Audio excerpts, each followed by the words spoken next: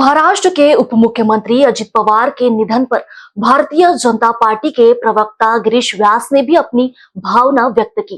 आज सकाळी अत्यंत दुर्दैवी असा अपघात झाला आणि त्या अपघातामुळे महाराष्ट्राचे उपमुख्यमंत्री आणि त्यांच्या सोबतचे इतर सहकारी आणि पूर्ण विमानाचे पायलट वगैरे या सगळ्यांचा अपघाती मृत्यू झाला। ही घटना अत्यंत दुर्दैवी आहे।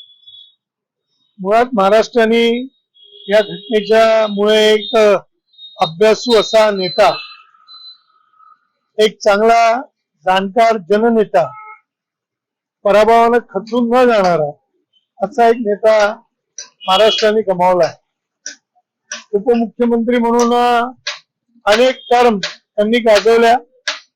आपल्या कुशल नेतृत्वाने पक्ष जागवला, विरोधामध्ये राहून देखील त्यांनी चांगलं काम केलं आणि सत्तेमध्ये आल्यानंतर विकासाची भूमिका नेहमीच दादांनी आपली सोबत ठेवली, संघटन बांधण्याचा प्रयत्न केला।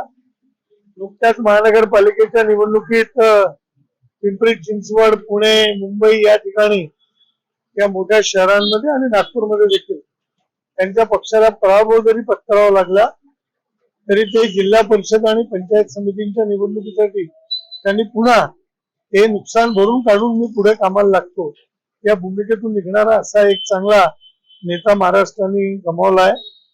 ही पोकळी न भरून काढण्यासारखी त्यांच्या परिवारावर, त्यांच्या पक्षाच्या कार्यकर्त्यांवर व महाराष्ट्राच्या आम्हा सर्व जनतेला एक चांगला नेता गमावल्याचे जे दुःख आहे त्याबद्दल आम्ही त्याच्यामध्ये सहभागी आहोत। ईश्वर त्यांना आपल्या चरणी स्थान देव हीच भारतीय जनता पक्षाच्या वतीनं आमच्या सर्व पंडित व्यास मित्र परिवार, बळदेव मित्र परिवाराच्या वतीने आम्ही त्यांना विनम्र श्रद्धांजली अर्पित